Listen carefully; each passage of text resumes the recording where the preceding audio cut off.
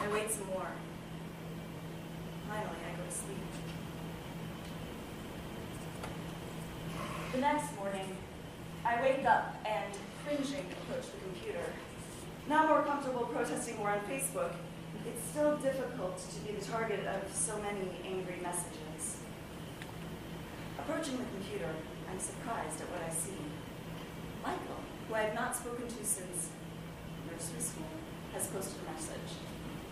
Gaza wouldn't have to be like it is if the Palestinian leaders took the money that Israeli citizens subsidize them with, i.e. Israeli tax dollars, and put it towards building an infrastructure that could support their people. Instead, they function as thugs. It's a war with Hamas, and they're such weak individuals that they use the Palestinians in Gaza as a shield. Also, they're not throwing rocks. They are launching missiles. We didn't go to war with Hamas over individuals throwing rocks.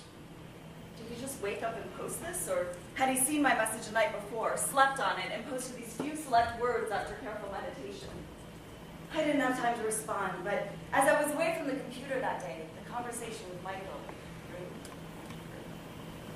Yes, I agree with this person and all those who believe that the earth is flat. Everyone take a deep breath. Paris, signs are mounting that the conflict in Gaza is starting to spill over into violence in Europe's towns and cities, with assaults against Jews and arson attacks on Jewish congregations in France, Sweden, and Britain. I try to bring facts to the discussion, like Hillary. Rich brings insults to the discussion. Very productive. A most serious event occurring that should not be ignored. At any rate, conversation is good. I am not knowledgeable about this conflict, but have been trying to educate myself. There are facts, and then there are facts. Some facts, like the weapons of mass destruction business in Iraq, are insulting. I also noticed that Michael has now donated his status to something called the Qassam count. It now lists the number of Qassam rockets launched from Gaza into Israel each day. Because only about 9 Israelis have died, someone thought that rockets launched might be a good measure of comparison to the overwhelming loss of Palestinian lives.